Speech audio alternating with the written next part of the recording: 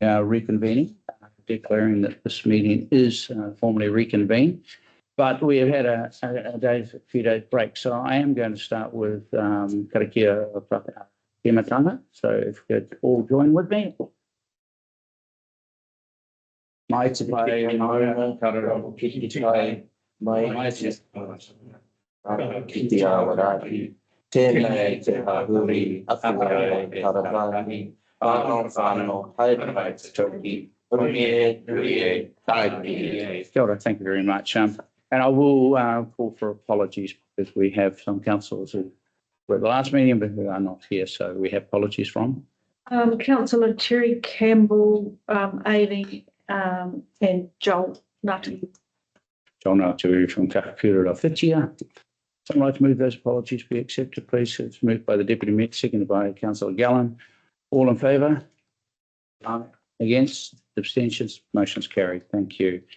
So into the deliberations, Jeff, and we all have the packs. Now it's been a couple of days since the hearing was held, so things may not be fresh in the mind. I'll give us a recap. So following our consultation, we've heard through four participants who came in and spoke to their submissions. They had a range of views, which is consistent with the feedback we had from our consultation. In general, there is widespread support. Approximately 70% of participants in the survey came back and supported Wairarapa plus Taradua Water Services Council-owned organisation, with the remainder in support of Carterton continuing on with water services. Concerns that came through in both of them were regarding loss of control, inability to fund future capital works, potential loss of staff with the inability for those staff to have career paths that were valuable and important to them, and also the ability for the water services entity to deliver scale and economies of scale through a larger operation. At this stage, Council has heard from the participants who wish to speak, and we do have conflicting views, some from the public, some from iwi, but also which is consistent with how we have progressed. Those views are not inconsistent. From here, we need to deliberate on that feedback that we have received from the public and decide how Council wish to proceed. There may be additional conditions or terms that Council wishes to consider as part of proceeding with the joint entity. Furthermore, there will be delegations required for the CE and the Mayor to enter into joint agreements with the other three councils as part of the Wairarapa and Taradua option. Yeah. I have provided you with an updated recommendations, noting Council's Marston's decision yesterday will also delegate authority to their Chief Executive and Mayor to enter into a commitment agreement. So I think that makes a great deal of sense, and suggest Council may also wish to consider delegation to the CE and Mayor to enter into a commitment agreement in line with last. Yeah. So there we are, and I guess we're looking at the numbers, about 70% in support of the preferred option, and we have, I think, we've got a pretty good handle. The issues of concern to those who prefer a standalone option are pretty clear. Standardisation seems to be one of the big things, and the fact that Carterton has invested heavily and people see it as a disadvantage that we give up that sovereignty. But so I'm just opening the floor for your general views and discussion at this point as to where you individually see questions, conversation before we get to the next step. Starting from my left. All right. Steve, Lauren. Yeah. I thought that the responses we got from the public were thoughtful. And I was reasonably gratified that 70% of people accepted our recommendation that we look at the Y+T proposal most favourably. And also that the concerns that people raised are the same sorts of things that we've talked about around this table, which is that we have put Carterton into a good position, that over the years it has cost our ratepayers significant amounts of money, and people are concerned that that investment doesn't get dissipated and Carterton ratepayers or water users finish up paying for other people who haven't been quite so focused, and other issues around particularly control of the ability to provide the level of service that we currently do. So I think my view is it's reasonably clear that we should pursue the Y+T option, and that we need to build in sufficient safeguards to take care of the concerns that people have raised with us. And building those safeguards where we possibly can into the negotiations would seem the appropriate path, and probably be prudent for the council to make some broad recommendations on those points. Yeah. Going continuing around, Councillor Newman, how do you think?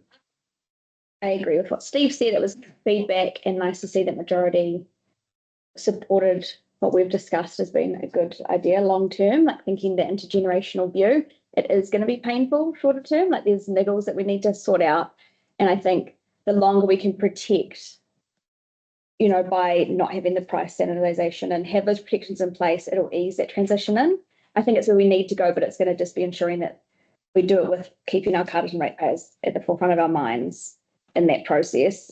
So things like non-standardization of pricing, the cap on the capital demand, benchmarks on the cash flow that we need to make sure that we can ensure that the entity is set up for success in the first place. We need to make sure we're keeping that in mind. Yeah. But I think some of these recommendations that are coming through, that covers those points well. Thank you. So, yeah. Councillor Gill. And they're right, you know, I guess, as they say, 70% saying go for that. That does concern me a little bit that, you know, we've, like South Waiheke have trouble with the pain farm there, you know, they're looking at areas like that, whereas we've already done that work, and our ratepayers have paid for it. But yeah, it's not quite the same level playing field, but there's a lot of things to sort out, which you guys are going to have a hell of a job, I think. So good luck with that. But yeah, we have full confidence in you. So we noticed, and I think one of the things that I'll just ask the question. I noticed that Masterton has signalled very clearly that they're going to continue work on the standalone options. Well, your views, those of you who've already spoken, do you think that's prudent for us? Because I mean, the worst case, if we hit a red line in negotiations, for example, you know, it may be that I'm quite disposed towards a prohibition on standardisation for 10 years, because I think when we look at the graphs from the information the CE's provided us, that's the point at which you can clearly see the gain. And I do note that Councillor Bauer in Masterton has made a very similar comment that, you know, if you can't, if there are some lines that we put down that can't be crossed, you've got to have a plan B. Well, the Chief Executive was kind enough to share with us late yesterday the letter from the Minister of Local Government. He made it very clear that September 3rd is set in concrete, and they're not going to extend that. And if we don't have a plan that's workable by then, they'll send someone in to make one for us. Yeah. That's what it said in the letter. I was fine by that. So I think we do have to have a plan B. that it didn't surprise me. Yes, so, right. You're on. Thanks, Mayor. I have read all the submissions and listened to the submitters that obviously spoke to us, and some really good stuff come out. I think some of the thoughts that if we do go with the combined Y+T model, some of the thoughts are that it has to be community driven, and the CCO selection is very important. And the makeup of that board, the structure of the CCO and their powers has to be very, very well thought out, and also the voting rights that each council receive. And that's obviously a lot of fine tuning to go on from this point, or from when we make our decision. But also, I have also been thinking about Plan B, and having more thoughts, more second thoughts, probably with the buts and the what ifs that are coming up now that are being signalled by some of our community is, and I think we've really got to really consider some of those questions that, hey, we've been told by our officers in CE that, yeah, we can go alone, but with that, our debt loading is restricted. So whether that's going to be a problem in later years, yes, it probably will be. Yeah. So that's the big consideration. Yeah, it might look good short term, but long term, stepping out, if we do carry on alone, we could have a problem. But yeah, we've got to be innovative. We've got to get water meters working and being read and being used as they are intended. It's no good putting them in if you're not going to use them. And that spells out just about with every argument that you put up with water meters. They've got to be used and they've got to be enforced. So yeah, that's just my thoughts at this stage. Thank you. Deputy Mayor, thanks, Ben. Deputy Mayor. You sorry? Yes, yeah. Just around the financing, if we were going to stay alone, do you have a rough idea of when that debt cap would become an issue for us? I think, very good question. At the moment, our net debt to revenue is approximately 60%.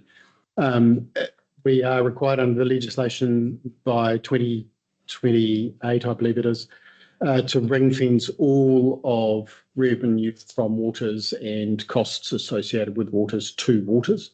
At the moment, our net debt to revenue ratio for waters is above 175%, which is above the council LGFA limit. But it's consolidated as part of our overall net debt, so it's not an issue. So I expect if we separated out our waters activities into a standalone CCO, we wouldn't have a 500% debt to revenue ratio on day one. I think that would grow over time, probably 2 to 3 years before we got anywhere close to a 500%. That's for the YT though. That would be for both. Right. I would have thought for any separate standalone council-owned, council-controlled organisation would have that ability to go up to 500%. If it remained inside of council, we would only be restricted to the council's credit maximum limit, which is 175%. If it's separated, it has the ability to go up to 500%, regardless of whether it's a joint entity or it's us standalone. But I don't think that'll happen on day one. I think that'll occur, the lifting in the debt cap will occur over time, possibly somewhere between 3 and 5 years. So I suspect in the early part of a transfer to a standalone entity in the first 2 or 3 years, they may have capital investment before that debt cap finally started to grow. So then when you hit that part and you're wishing to then merge with a larger entity, you're in a difficult negotiating spot. Very difficult at that point. So often capital plans within councils have a higher capital expectation in the early part of the plan and a lower capital expectation in years 4 to 10. The same is of waters. So I would expect pressure to come on in the early years for significant capital investment should we decide to go standalone. I don't expect that to be overly restrictive, but I think we would just need to be aware of it and manage that appropriately. Okay, and then if we did go alone, also manage maybe not hitting that 500 cap, so it didn't limit our future options. They could set a limit of 250 or 300, whatever felt comfortable. Council currently has a limit today of a policy limit of 150%, whereas the local government funding agency would be able to happy to fund up to 175%. So council's already set a lower limit for our total borrowing today, and you'd be able to do that in the future. And that's assuming you'll get the loan based on your credit rating as a smaller council. It's not assumed that you will get a loan. There's your cap. You know what your cap is if you can prove the case. But it's about the loans are based against revenue, and we have a small number of connectors. So then you're pricing up again. If I can add to that, you're exactly right. Even standing alone or with a joint entity, a credit rating agency is looking for trading history in order to consider how much it will lend to the entity. With a new water services entity, it has no trading history.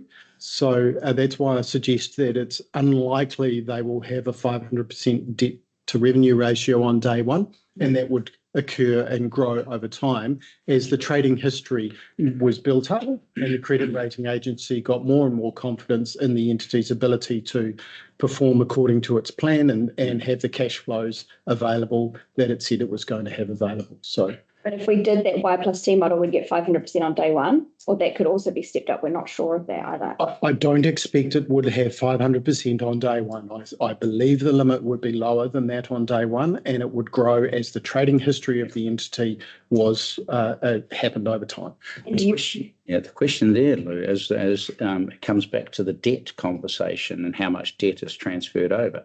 And if we on day one, YT is sitting at 367, what was that number? 367%. There's not a lot of room there. And if there are things that are then uncovered that had not been previously disclosed, if, for example, Homebush, they realised that they had to bring it forward because some of us are quite suspicious of the 11-year mark that Marston's put down. The work that has to be done to kick that consent off is not insignificant. And the hurdles are going to be great from iwi, who have signalled for over 30 years that the discharge into the Ruamahanga is unacceptable. And I think that Marston has not necessarily recognised formally some of those challenges. Now, if my concerns would come to realisation as the WSC was looking at it, they pulled that thing forward. How much headroom have they got to accelerate that project, which could be what, 100 million? Got to buy land. You got to put an irrigation to land, and then you've got to So that's that headroom, and there that will be impacted by the amount of debt. So that's one of the conversations we have to have, Jeff, right? About how much debt each council is allowed to transfer in. I think you're right, Your Worship. The challenge for any water services entity is the future capital investment plan has to have sufficient debt headroom in order to be delivered. If that debt headroom is used, a chunk of it is used up, or a large portion of it is used up on day one by councils transferring in significant debt, then the ability to deliver future capital works is obviously restricted. The other caution I would add is getting to a 500% debt cap leaves no room for unplanned events. Yeah. So we are very conscious of weather events that occur. We're also conscious of plant that breaks and things that occur that require urgent investment. And if we are running at a 500% debt cap ratio, we have no ability to add or cope with shocks. So that's probably a maximum. I'm conscious I haven't given the Deputy Mayor an opportunity to speak, so I'll come back. Those are great points, Lou, because that's that plan B. I think the thing I take from your comments is that plan B is going to be based on a realization that if we end up implementing a plan B standalone, we've got to be very clear what those triggers were that were pulled, that put us in that position. But we have to be very clear that there will be limitations as to what we can do with plan D and a long-term acknowledgement that it probably isn't sustainable, and you've got to have a plan C for that point. But yeah, carry on. Thanks, His Worship. I can only reiterate what others have said around the table. I'm extremely thankful for those residents who did participate and provided a submission. One I would like to really focus on was the submission from Holger Jensen, who came in and actually spoke to us. I thought the presentation that he provided and those figures he provided really made Carterton District Council stand out in the investment that we've made in our infrastructure. Even if you just look at it over the last 10 years, it's been considerable. And the figures he brought to us was that we were spending around 30 cents in every dollar, whereas our southern neighbours were spending 17 cents. That's considerable. And it shows, to me, that will show the different level of asset, the state of the assets in each of those areas. I'm pleased you're talking about the standalone option. After reading Minister Watts's letter, though, I'm not sure you want to really go down that path, because I don't think he's going to allow any one of us to stand alone. I think that could just be a waste of staff's time, but the collective will make that decision. I'm not sure how much you want me to go into things, but Yeah, well, we're here. it's This is a big decision, Deputy Mayor. I'm really concerned for our ratepayers in the regard that, because we as a council have been proactive and our infrastructure is really in a, if I can say, a very good state compared to our neighbours, which is why I really want to push for non-subsidisation for at least a minimum of 10 years. I don't think it should be any less than that in respect of the position we've put our ratepayers in. Just thinking about that, I was a little concerned reading in the paper just some of the commentary from some of our neighbouring elected representatives who have voted against a Y+T model, and their main concern is around their ratepayers having to subsidise at some point. And I find it quite hypocritical when those same councillors not that long ago were pushing for being part of a Wellington City model, which would have provided their ratepayers with cross-subsidisation. So it just reeks of hypocrisy for me. I mean, you want it in one hand, but you're not prepared to give it in the other to support a Wairarapa moving forward.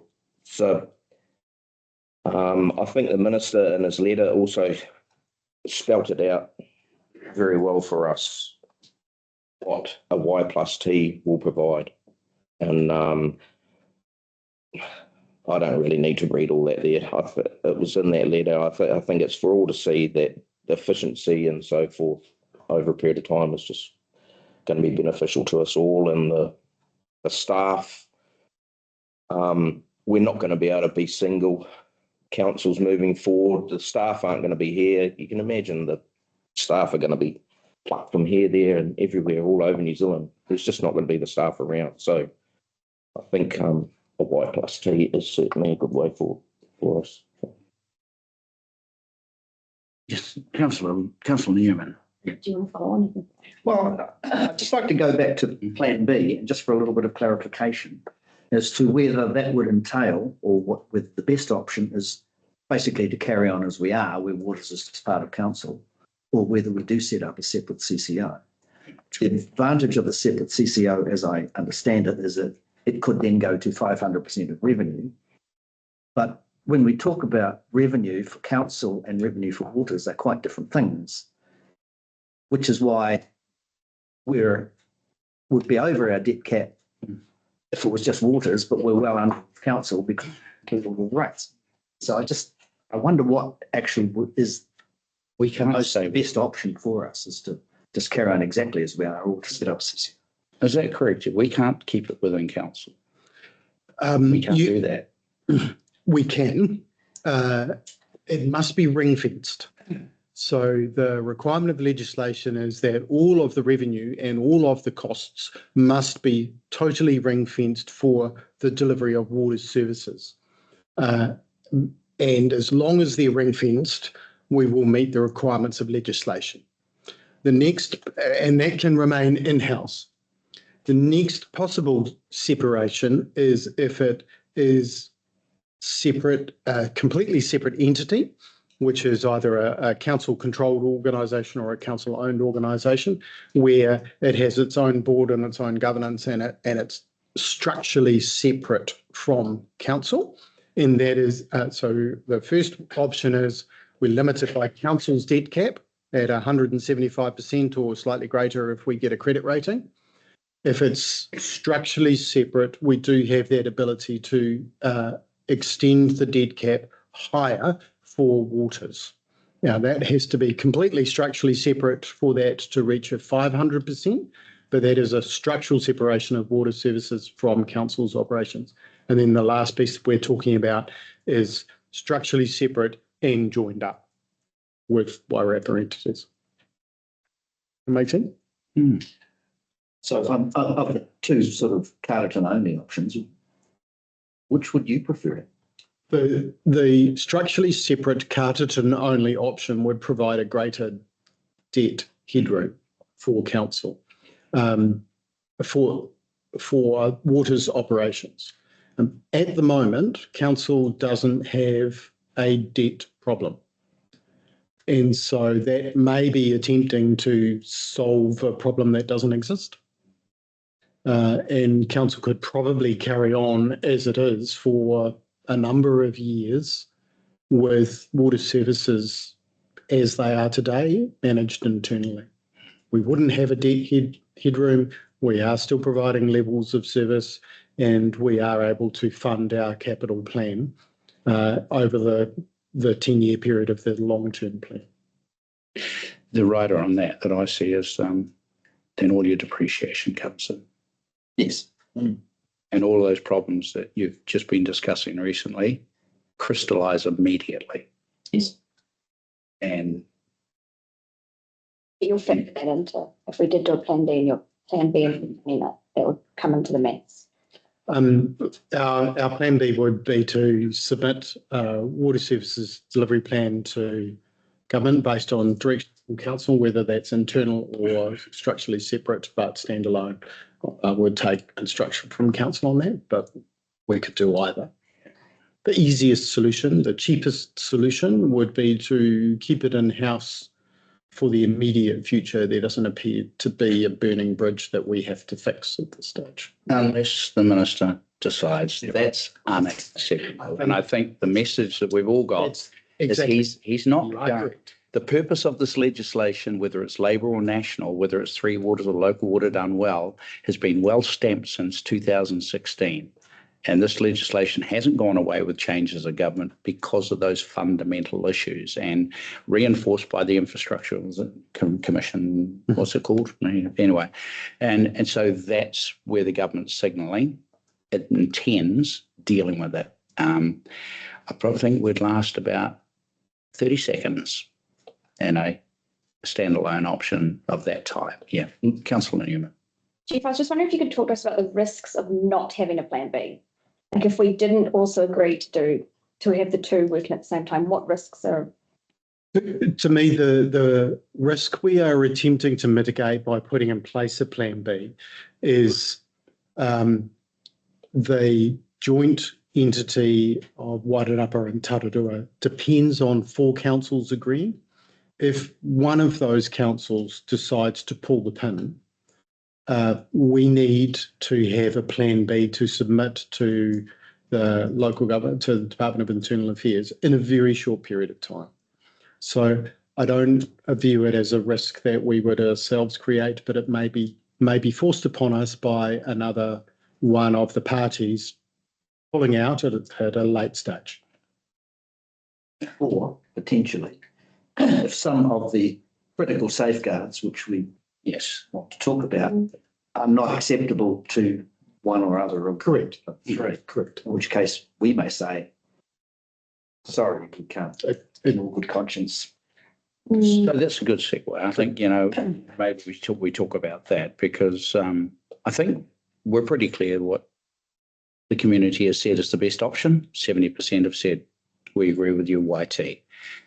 Even those who submitted have, well, some have definitely not, but there have been those who've seen advantages both ways, but have said all the reasons around what Carterton has done over the last 20 years, the investments ratepayers have made in their own infrastructure, the pain they've gone through, they don't want to lose that. They don't want to be sucked into something that puts them in a situation where they're a lower priority because of the quality of their infrastructure. They don't want to see them cross-subsidising someone else who has not put 30 cents in the dollar into their infrastructure. So I think we're pretty clear that YT is something we'd be happy to move with, but we're also clear that we've got to have a plan B in case someone else sees something, does something that we can't live with, or decides they're not going to be part of it. So let's just talk about those negotiation points, those things that we know we need to do. Such things as a shareholders council, limit on how much debt can be transferred in, because we know that some councils have not ring-fenced their water debt. They cannot, unlike Carterton, say this is how much our water debt is. Their debt is lumped and consolidated from what we are told. And there's this very serious concern in the community about cross-subsidisation or harmonisation, standardisation, whichever term you want to say. So we're going to kick it off. We'll start with standardisation. How about that? Just a point. Do you think we should go through the submissions first and the thoughts, and then we'll have more of a idea before we just start voting on the rest? Okay, let's do that, and it might help shape the priorities on those caveats that we're considering. So where do you want to start? On the table? Yeah, I suppose so. Yeah, well, I'm looking at you lead, page 43, wide open. I think the written submission will get to those, but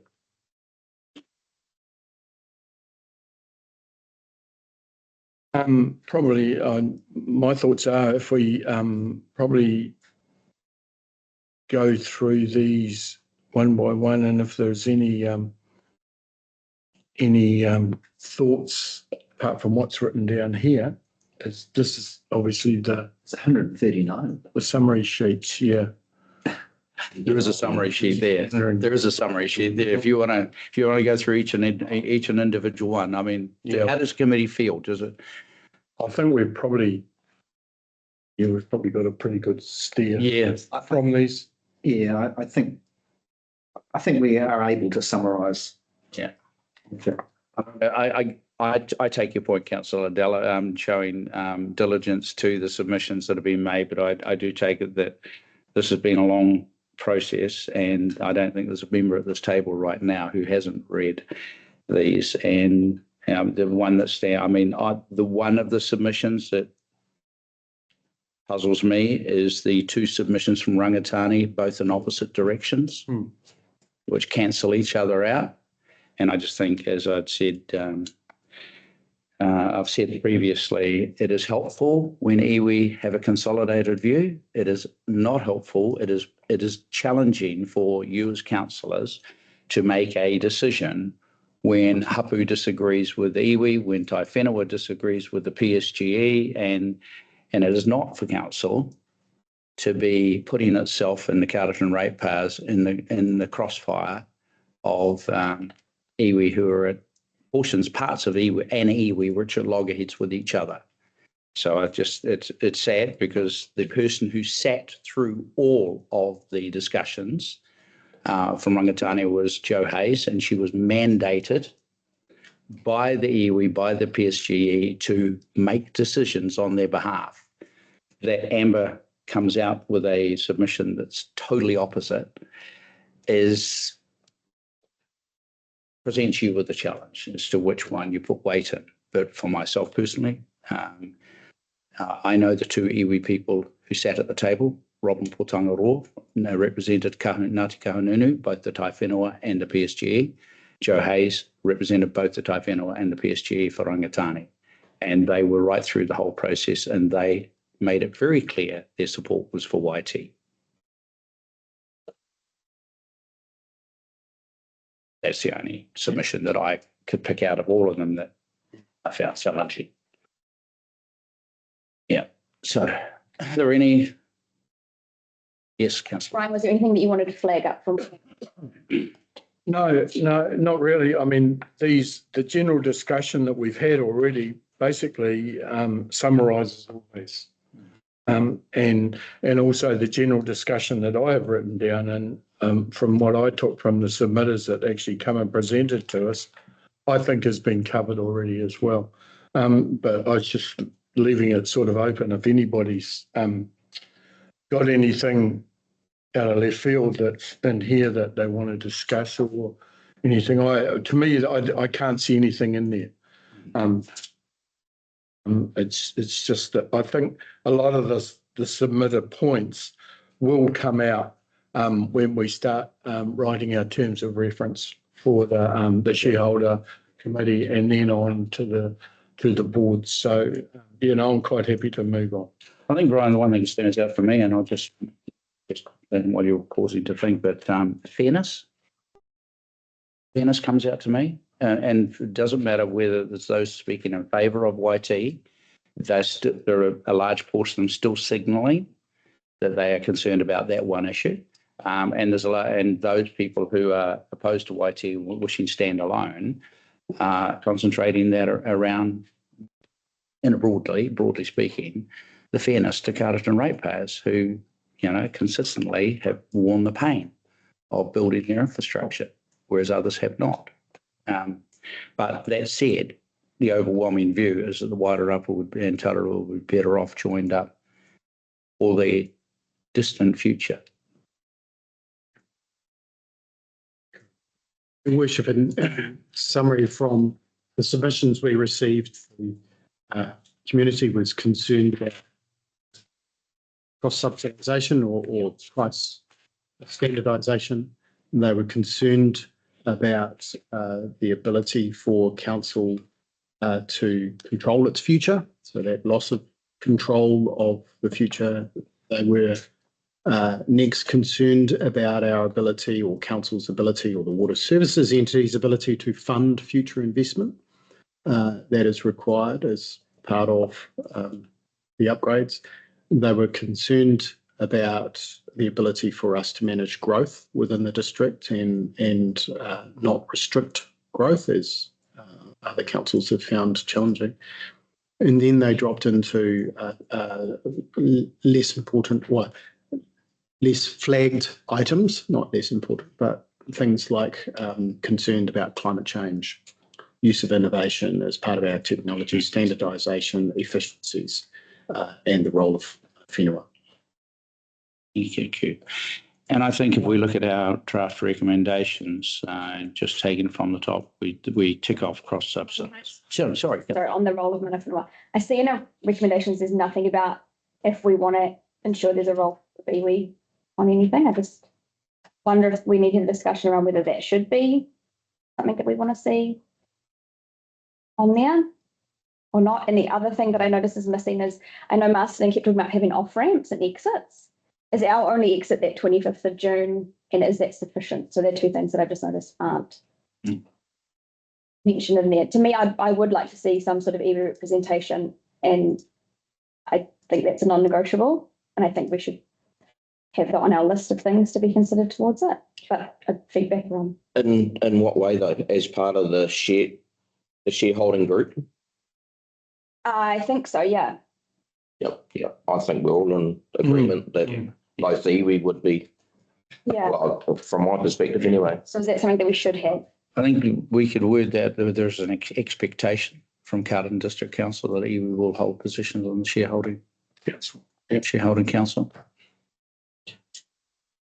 We shouldn't, and that doesn't cement, if I doubt that there'd be a council would disagree with that. But if you go, there has to be, then you're in a red go no-go situation up against, one other council. But I think it'd be perfectly acceptable. I think it'd be perfectly sensible to have a resolution in there that there is an expectation that he will be represented at the Shareholders Council. Then that's where they can wrap up all of those things that we've heard around the esoteric value sets.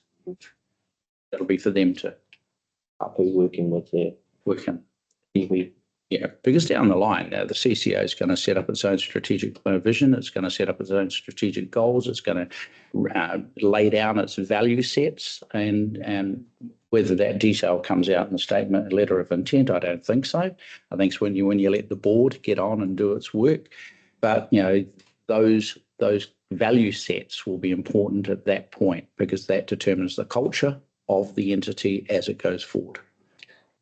Yeah. So that's kind of, sorry. The exit, whether we want to have The exit point. From that. I noticed, I did recall Lou had 2 points. The second, yes, we have an exit on the 25th of June where council can decide. Happy to add a further opportunity if council wishes to exit. I do observe that will provide less surety for the other partners in the water services entity. And if everyone is waiting till the last minute to decide whether they're in or out, it makes it very difficult for staff to develop a joint plan. So you think that one exit point is sufficient? Yes, I would much prefer a single exit point at the end of June, giving us the months of July and August to complete the joint water services delivery plan or a solo plan, if that's what council decide, for submission on the 3rd of September. Having another exit between June and September does create a great deal of uncertainty for. Does Masterton have an exit point between June and September? Yes. If Marston did take that opportunity to exit at that last point, you would have to think it throws this whole Y+T into chaos, and we may as well be going back to square one. And I would expect someone to get involved. Oh, I'd pretty much guarantee someone would get involved. So, yeah, I'm happy with the one exit. I'm comfortable with. But there is a risk around just having one exit. But then I know that then if NDC pull out, I think we're all 3 other councils going to be in the same position. We're going to have to. It's not whether it's going to be viable to then suddenly we go to our second option of Plan B. I don't know whether that is plausible or whether we've got to look at then South Wairarapa, Carterton and Tararua. Viable. Is that even viable? Without having done the sums, no. It's in which case there would be someone looking from higher up who would be saying, well, I can't have 3 orphan councils. And if one's going to, I would assume that Masterton would get an instruction. If I could answer your question, Councillor Newman, I think you're absolutely right. The risk of any council pulling out at the last minute will collapse a joint Wairarapa Tararua entity. I think we as a council would need to reconvene because we would no longer be able to submit a joint water services delivery plan. We would have to reconvene to reconsider the decision that was made on the 25th of June, and decide whether or not we wish to proceed with a smaller, a joint entity, or decide to go alone. I think so that would be my recommendation. And I'd rather have that as an exception to the rule as opposed to providing an exit and allowing us to have that choice later on. And we're covered because we still have that plan B sitting on the shelf. And there's a way. I think that's why it's important for us to develop a plan B in the event that something occurs outside of our control. We will have a plan B available to council should we need it. It's not our preferred option, but it will be available. So it reinforces the need for a plan B. Yeah. Whether we use it at one point or another, relevant. Looking at the team, I've got to say, I know that other councils are very rigid and they might look at our council when we have our discussions and we deliberate and there's been a little bit loose, but I really enjoy the flowing conversation, discussion and debate. And I think it's one of the things that makes Carterton Council strong, as we're able to have free-flowing debate here without stringent regimental rules. So just saying that, all right? Just to add to that as well, I absolutely agree, because when another elected representative raises a certain point, it actually creates a trigger, and it creates other questions. Yeah. And to have only one opportunity to speak, yeah, I don't think I could handle being part of a council like that. It would be a little uncarton, wouldn't it? So look, how could Councillor Gallen, any thought on your mind? I feel as though like Marston's got they've got the steering wheel. Yep. If they're going to have a whole lot of levers that they want to push, and they want everyone else to agree with their rules. Yep. And then if they say, "Oh no, we'll go alone." Yep. I feel as though we've said, right, the other three will go together. I don't think it's viable. But as you say, someone might come in with a big stick. Heavy. It's always a front row. And, the backs are a lot lighter and you've got to be nimble. You've got to be quicker on your feet. But I think, and there's always a front row that's bigger than your front row. And one of them sits in a beehive. And at the end of the day, I think that letter's very clear. So we work with what we know. And we work with what we think is best. And what's best, 70% of people agree.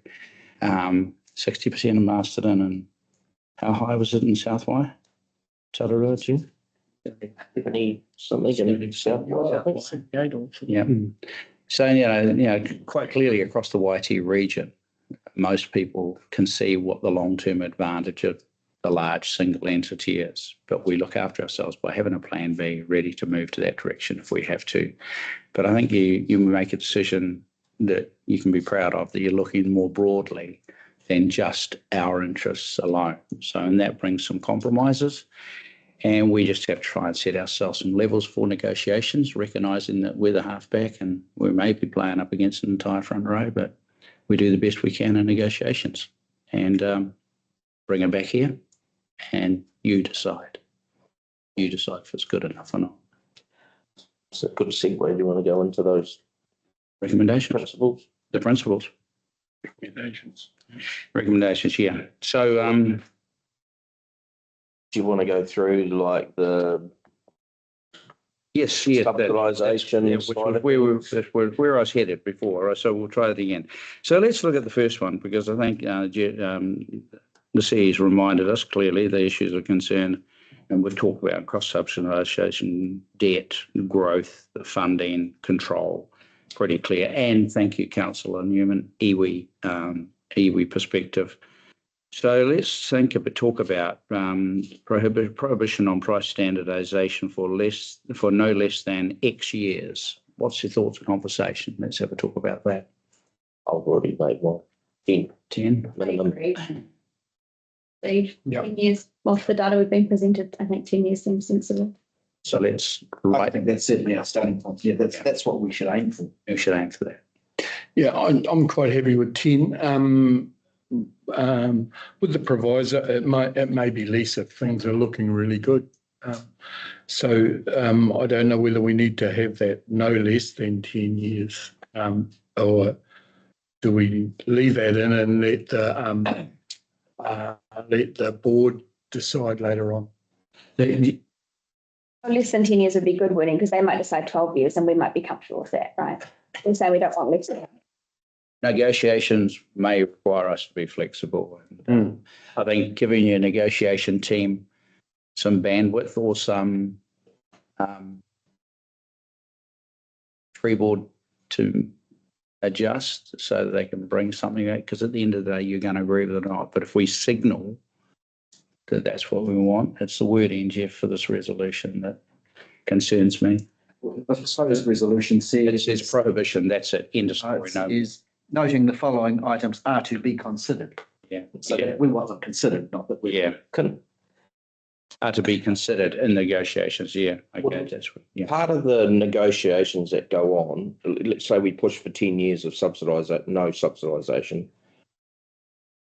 Wouldn't alongside that depend, we might lower that 10 years if the debt that's passed over It's less.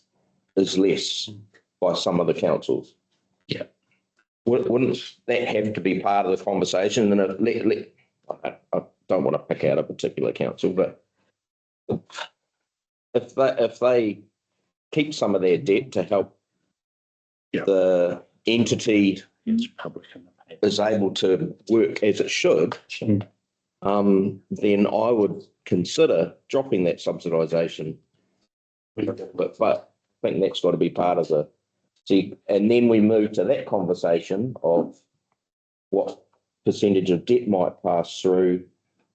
They have to kind of all be talked about. Yeah, together. So, yeah, no, and that's a good point. And I think maybe, and the other thing I'm concerned about is if you go out publicly and say, this is what we want, then it's not necessarily helpful as to where for your negotiators. I think giving your negotiators a strong indication, whether formally in a resolution or on the side for a separate instruction, is useful.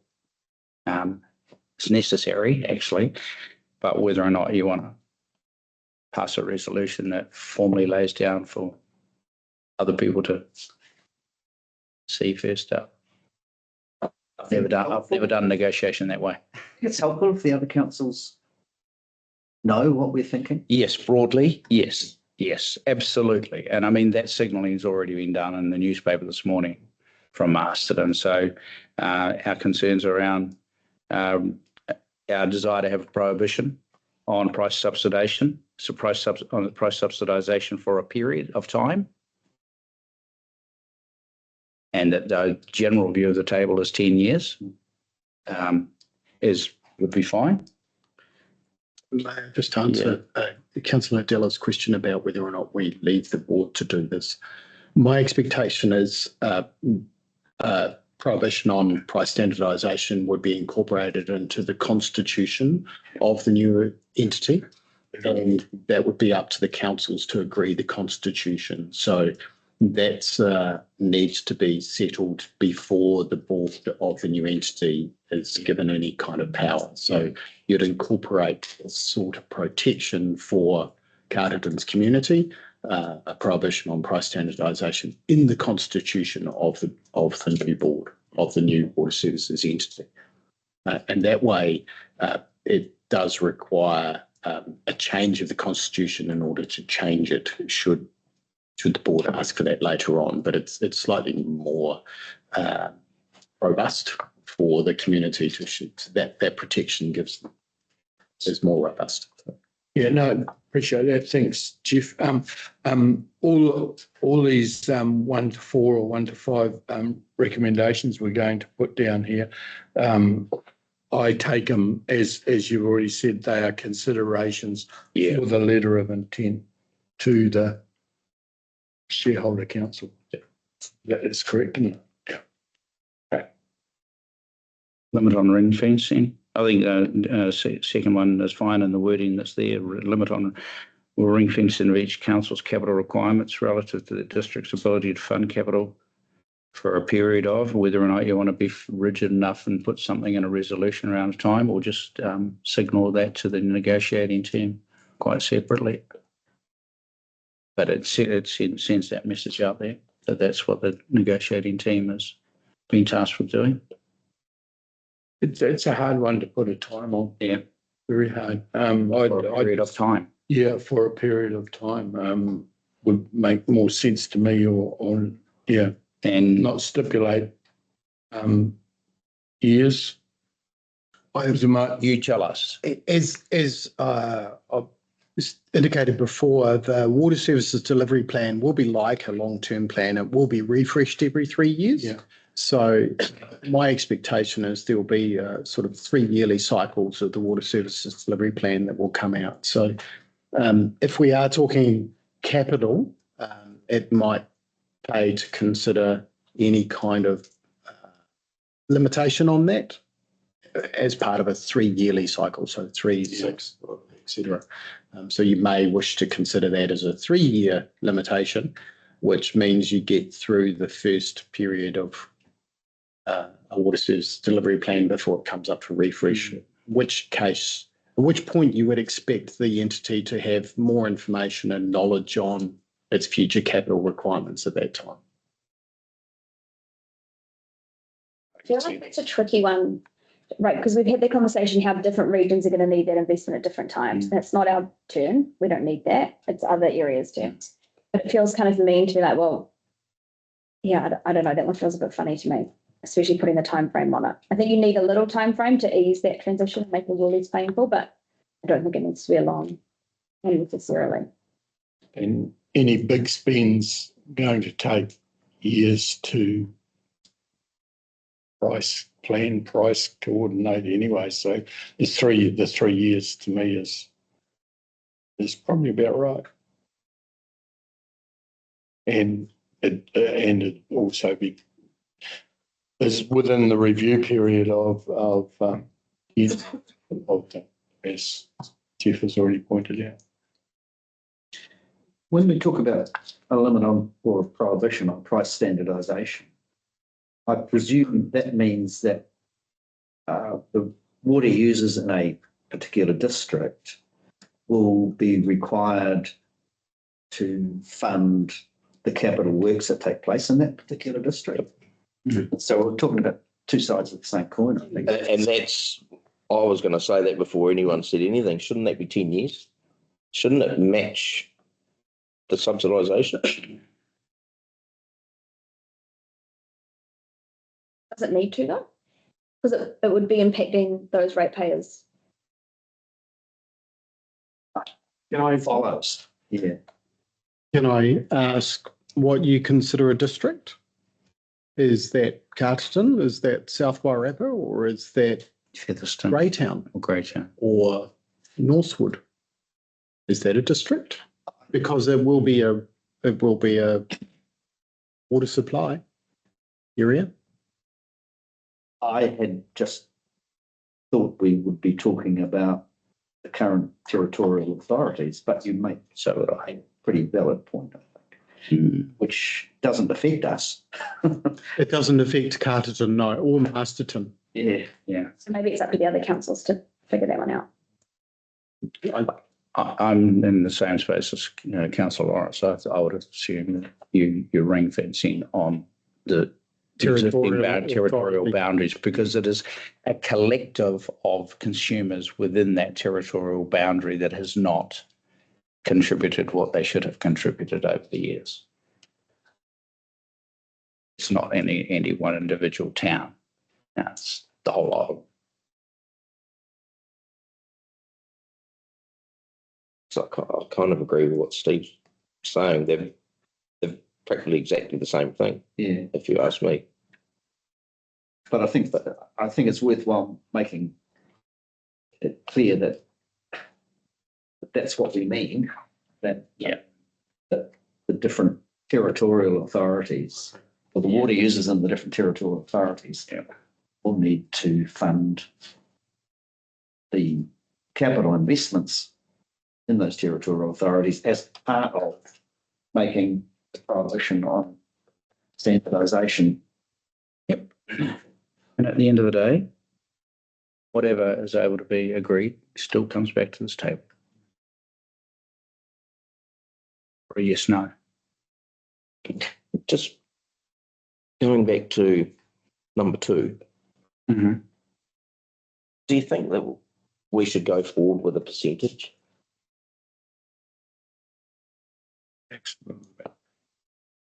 Yeah, so that's a great question.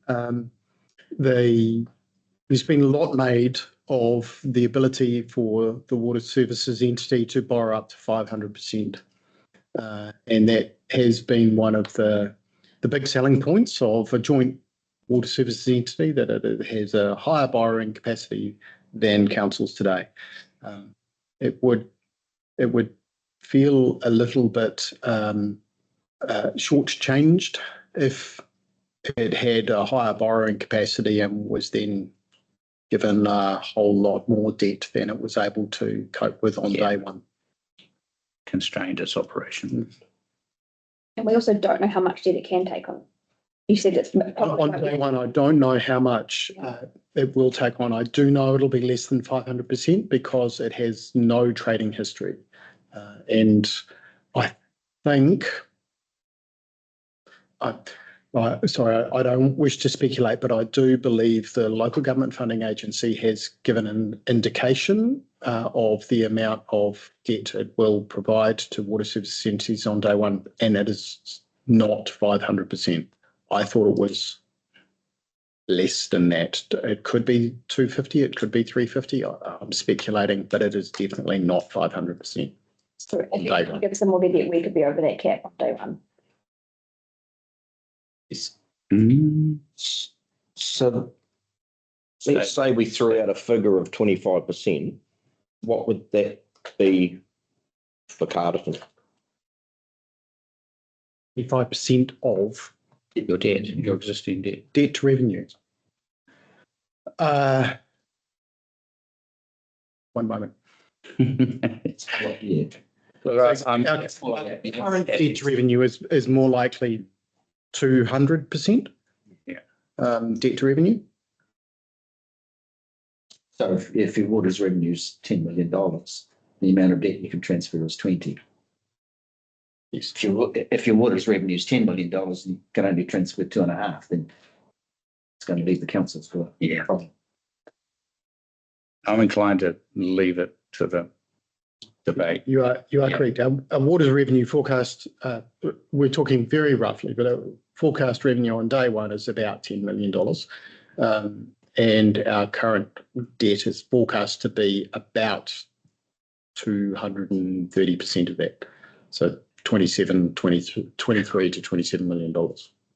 Now that's a forecast, and it's based on numbers that are a couple of years out of date now because we've been modelling this for a while. The risk is if every council contributes 200% of their revenue into the entity, that does leave a smaller net headroom. The other challenge is if councils together, we have a maximum limit of 175% of debt to revenue. We're currently well below that.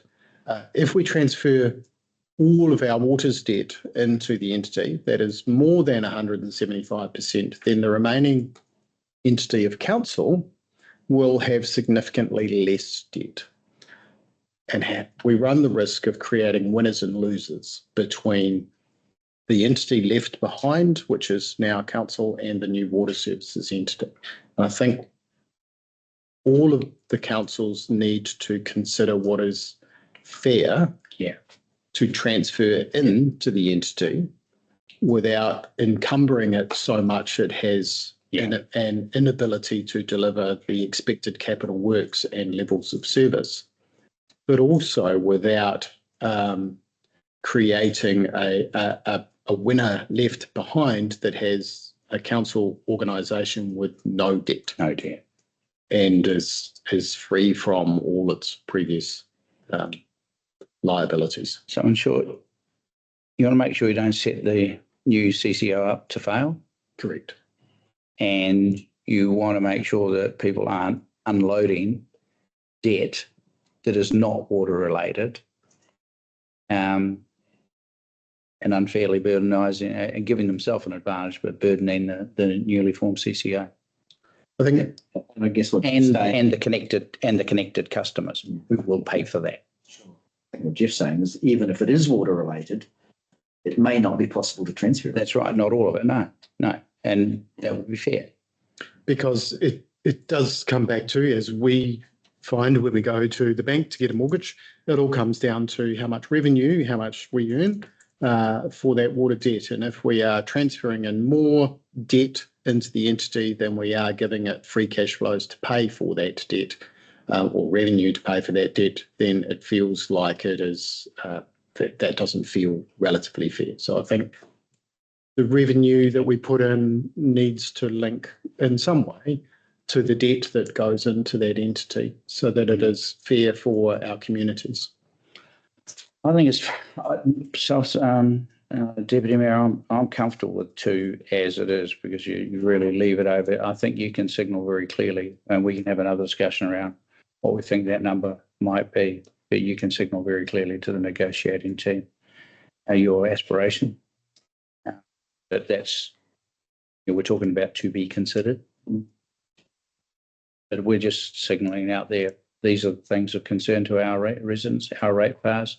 This is what we think's fair to Carterton ratepayers, and that's what we'll be negotiating for. Are we comfortable?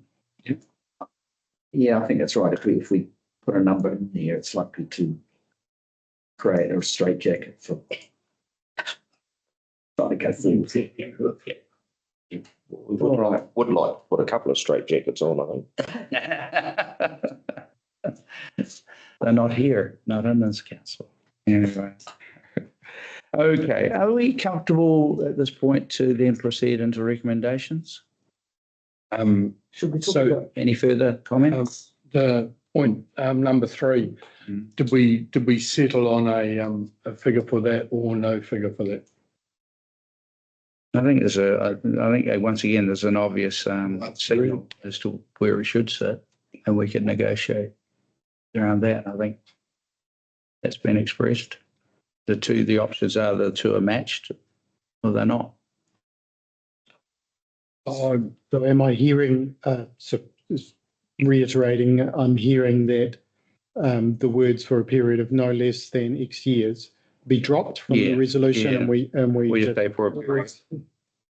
we pause at the end of Period. Repayments. capital repayments. Yeah. And then it's full stop. Yeah. Can I just also confirm with council, I have made an amendment to resolution 1 Mhm. that the items be considered a prohibition on price standardisation, and I've added in there between territorial authority boundaries Yeah. Between territorial. for a period of, and the question, I haven't quite concluded whether or not you decided you needed for a period of X years or you wish to drop that. Are we comfortable with the I think 10 years? Or no, for a period? Well, I'd take out the no less because a period of 10 years and leave it at a negotiation, but it's. Are you comfortable with amending it that way? Period of 10 years.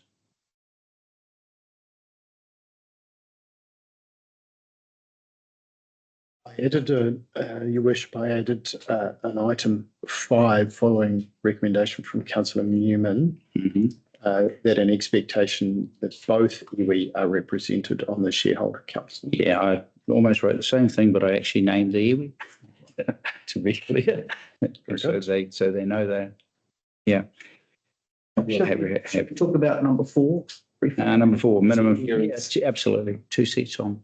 2 seats on the shareholder council, but if the shareholder council has 100 members, that's a bit far. Well, softened. So I think maybe we should say, because I think we're assuming it might be 12.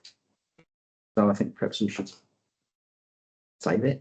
On the assumption of there being the shareholders council being made up of 12 members of. Is that on the assumption that Marston will have 4?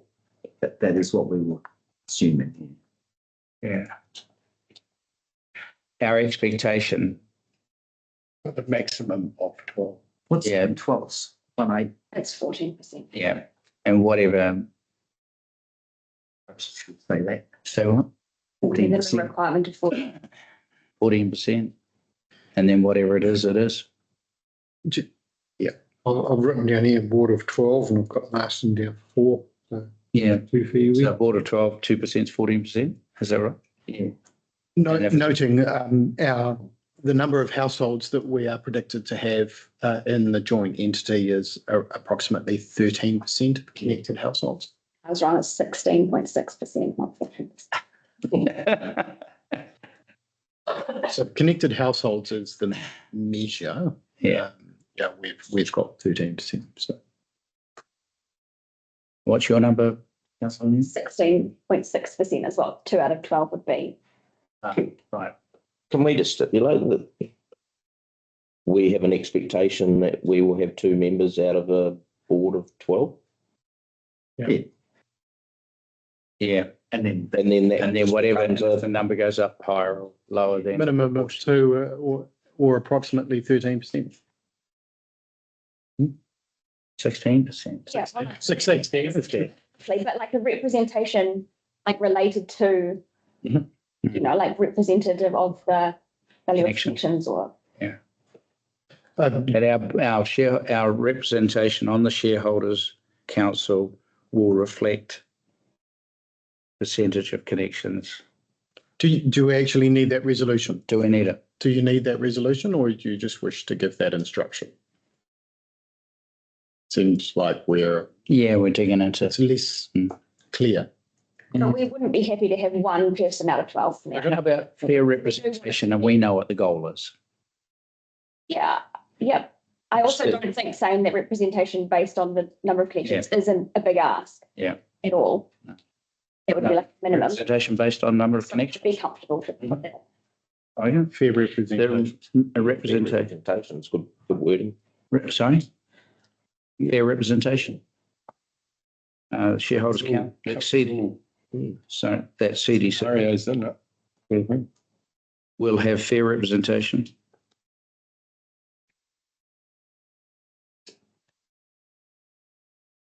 What's part of, sorry, Fair representation on the shareholder council. Yeah. Yeah, and and this committee's definition is based on the number of connections. We've got that. We know what that means. Or we could add based on the number of connections. If you wish. Have a think. I think we have covered in here that the chief executive and the mayor will be going into the room with boxing gloves on. So we're stating there. Right. Your worship, I added a 6th recommendation. Oh, no. What do you got now? Following your conversation, which was to instruct the management to develop a standalone water services delivery plan Oh, I as a thought we had- backup option. I thought we had that. No. Oh, okay. Can you give that to me to instruct management? Instruct management to develop a standalone water services delivery plan as a backup option. Standalone water services delivery plan as a backup. which mirrors what Masterton decided. Yep, and that's sensible for everybody, and I fully expect the others will be planning the same. All right, so it may get a little bit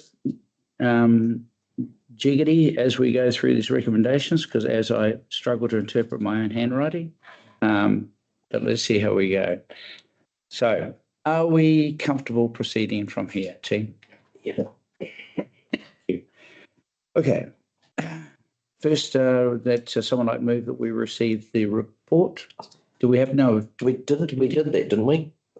Didn't we do it at the last meeting? I think we received the report. I don't think we did. I don't think we touched any of the recommendations. Any recommendations? We just adjourned.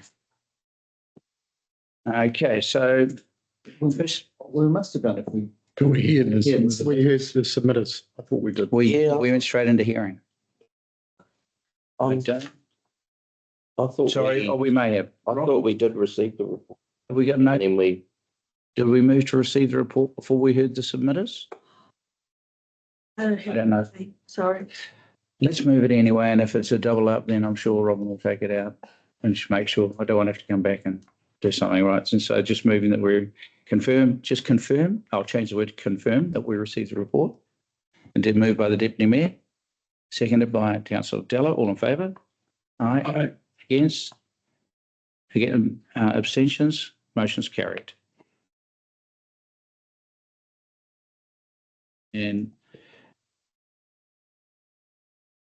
you may well be right, Stu, but I've just got to cover it off. Confirm that we heard the submitters, moved by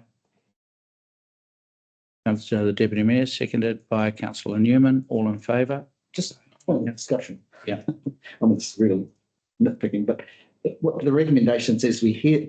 Yes. We hears the submitters, which means kind of suggests we're about to do that. Yeah, and I thought we've done that, but I don't know. It did.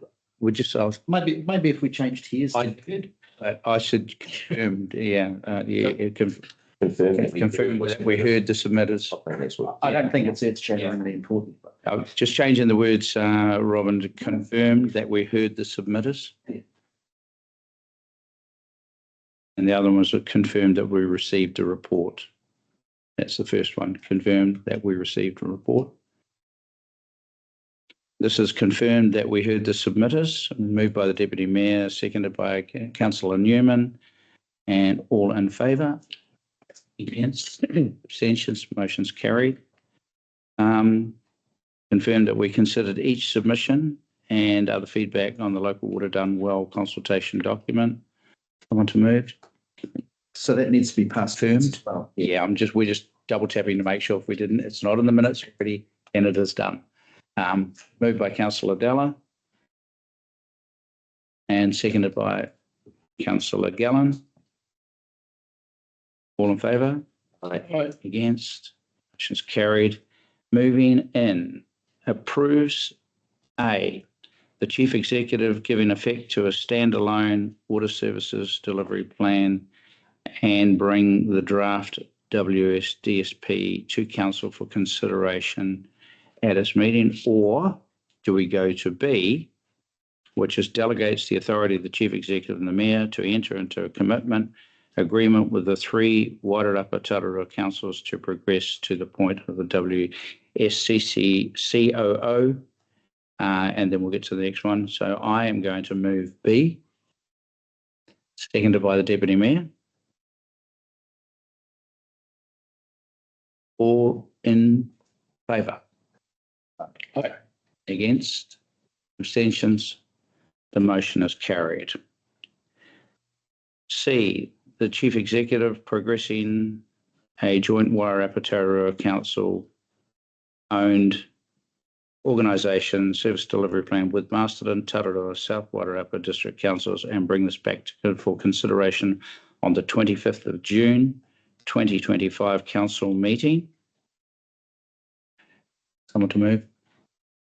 Got an end. It's got an and, we could take B and C together.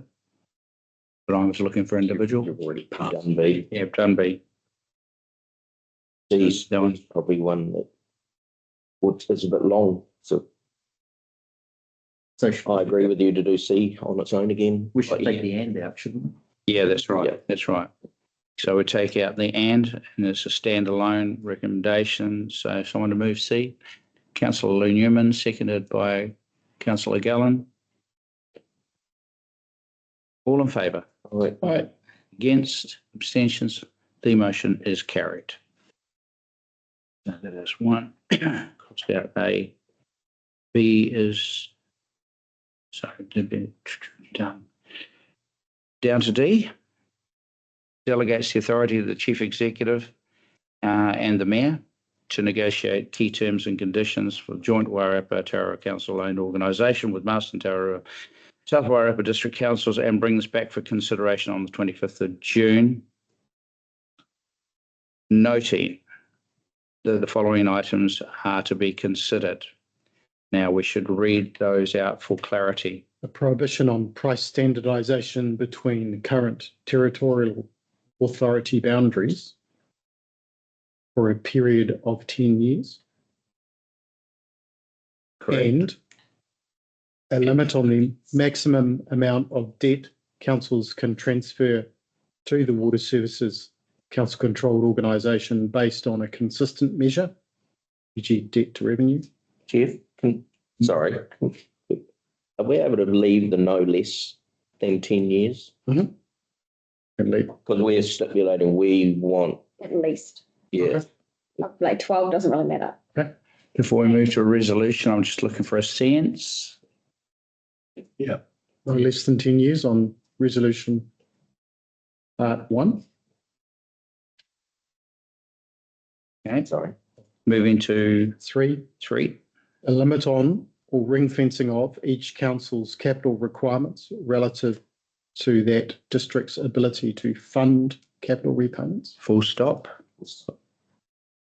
And 4, fair representation on the shareholder council. based on the number of connections. No? I'm looking at Lou. I would like that in there, but if you don't think that's important, then I take your guidance on it. I'd like the words fair representation. I think It that, can be interpreted I quite a like few ways, so I wonder if, like, for us, if that's what we feel is fair, whether we should put. I think we should put that, Sorry, put on the, based on the number of connections. based on number of connections. Yep. Brian? Yeah.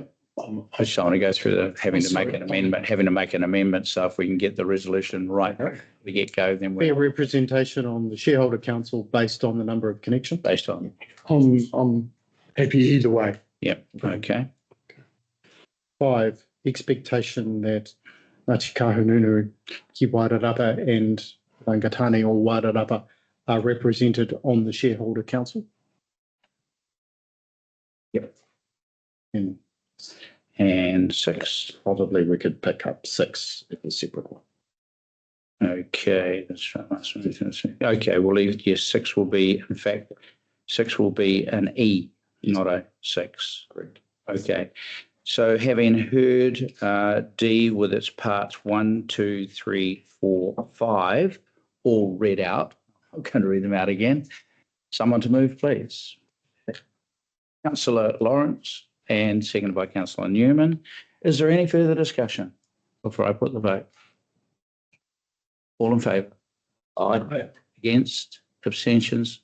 That motion is quite substantial as it is carried. Moving to E, resolution E. Instructs the CEO to develop a standalone water services delivery plan as a backup option. Moved by the Mayor, seconded by Councillor Newman. All in favour? Aye. Abstention, against? Abstentions? The motion is carried. That pretty much concludes today. And before we do wrap up, are there any closing comments that each member would make? I mean, I'm doing this because this is a significant decision. This is probably the biggest decision that councils are going to make, in probably more than one generation. I think it's and it's not over. It's not over. There's a negotiation period to get through, and it will not be necessarily smooth flowing. But I am taking some confidence in the signals I'm already hearing that there are shared concerns on some of the points that we have raised. So let's see where it goes from here. But I'm going to start from the Deputy Mayor. Any closing comments? Advice? thanks, His Worship. I think you've said it all. I do want to thank the CE and thank Johannes and Brian and yourself for the work you've done to get us to this point on behalf of other elected representatives. So, and I think we've made some good decisions today on behalf of our ratepayers. So, well done. So, Yeah, so we're building something. We almost don't know what it is, but we're building something now. I just hope we get it right, and that like go back to Max Bradford. It's watch everyone fight over the price of power. Yeah. What I'm doing here is revolutionising everything, and that power prices have come down, and now it's in concrete. Yeah. Didn't quite work. It didn't quite work. Hopefully, Now look at it. we've got. As I say, I've done a lot of work on this, and hopefully we've got piece of the jigsaw that we can make it work. Councillor Newman. I echo what you both said. I think it's awesome, and I wish you and Jeff good luck in the negotiations, because that's going to be even trickier and more challenging. Good luck to you, and thank you. Yeah, Considered one. I'd like to echo what Councillor Cretney said about the work that the officers have done, and Jeff and Brian on the OEGs. Yeah, the OEG, that's right. That's back. That's right. Yeah. It was a long time ago. That's led us to, it's a good place, but I think it's the best possible place. Best of British. So there. Yeah, thank you. I think we've landed in a really good space. And the thing that strikes me probably is this is the biggest decision that this table and the two previous tables I've been around in the 3 trienniums have ever made for an intergenerational decision for Carterton. And we've got to remember, looking forward, this is intergenerational, and yes, it will get better. Once again, thanks to everybody that's been involved and the hard yards that the staff have put in. I know it's been frustrating for the CE at times, as Jeff has pointed out to us. But hey, we've all stuck there and got there. So, and this is we're just on the bridge now. We haven't crossed it yet. So it's the first step of some more negotiation, or a lot of negotiations that have got to happen before the 3rd of September. So, it's onwards and upwards. Thank you. Jeff, and then I'll take the closing review. Any final advice? Decision's the easy part. Turning it into reality is going to be difficult. Yeah. So from here on, we've got a lot of work ahead of us. But I think you've given us a good steer on how to protect the community, how to protect our previous investments that council has made. Certainly, how to ensure that council is protected ourselves, and that we do something that is forward and future focused. So, thank you. So I'll just finish. I've got to hand out a bouquet to our ratepayers in the town. And I at this point I want to acknowledge previous Carterton councils, previous mayors, and previous management teams. There have been a lot of decisions made from 2010 to this point now, over 15 years, that were difficult, but they were made because councils, different mayors, and we had, it was my time, John Booth, Greg Lang, you've had Colin Wright, Jane Davis and Jeff, and all of the councillors, and those of you who are here on your first term, you've got a bit of a baptism by fire. No first term councillors have had this sort of thing dropped on them here in Carterton ever before. But I have to acknowledge the ratepayers. When we bought the first farm, because we recognised we needed to expand, because we recognised we could not keep discharging into the Mangatarere, because we recognised that we need to invest in irrigation booms and start irrigating to land, we had to find other ways of utilising our treated water than just simply dumping it into the Mangatarere. Those were big, bold decisions, and it was painful for the connected citizens of Carterton Township. And the rural ratepayers paid a portion of that as well, recognising the wider public good. It was not easy. The building of the ponds, Well, that didn't go well, and it should have. And it should have, and I think the reports are there, and there are lessons that have to be learned, both from governance and management. And I think this management team has commissioned a good report that identified where the failings were. But governance has to be sharper in its scrutiny of management. Governance has to challenge. Governance has to make sure that projects are managed well and hold management to account. And it didn't back then. And so the ratepayers went through that pain, and the ratepayers have paid the price for that. But still, at the end of the day, having cleaned it up, finished it off, commissioned it, we can proudly say that we're in the position that is enviable for many of the other councils around the country. We are in an enviable position. We've gone further and invested in the water storage. We went further and invested in Frederick Street. Kaipatangata Dam was the only source when I was the mayor. We had a bore, we had 2 bores, but we didn't have the level of infrastructure then that we have now. That's all been a cost to ratepayers. Then this council, made another bold decision. You bought another farm. And of course, farms don't come cheap these days, so there's a premium attached to that. And still you sucked that up and did what you believed was right for all ratepayers. I compliment you for that.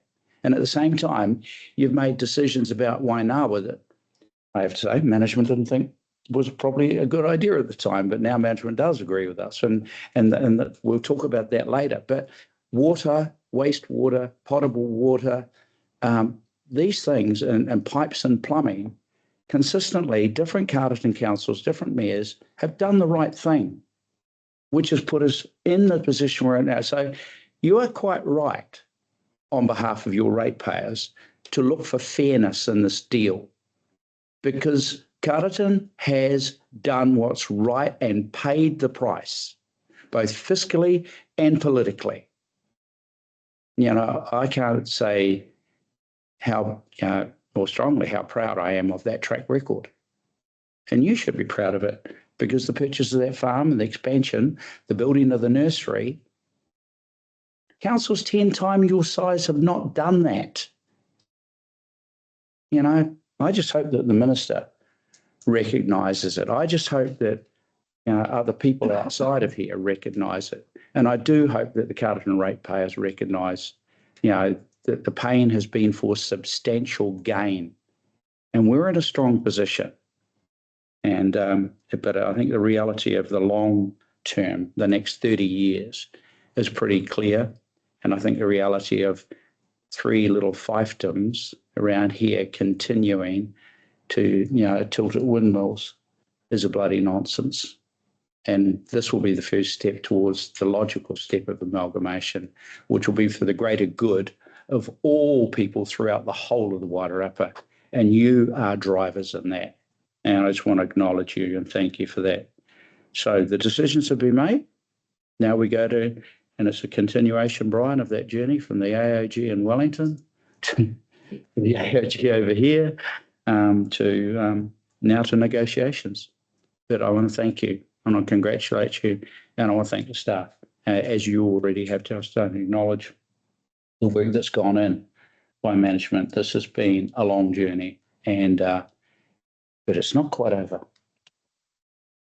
On to phase 3, or is it phase 4? Thank you very much. So look, I want to move a motion of thanks to the management team for the work that they put before us. I'm looking for a second. Deputy Mayor, all in favour? Aye. Against? Abstentions? The motion is carried. Thank you, Jeff. Thank you. Thank you, Johannes, and the team that's supported us all the way through. Karakia whakamutanga. Kia turuki whakataai. Kia turuki whakataai. Congratulations. Thank you very much, team.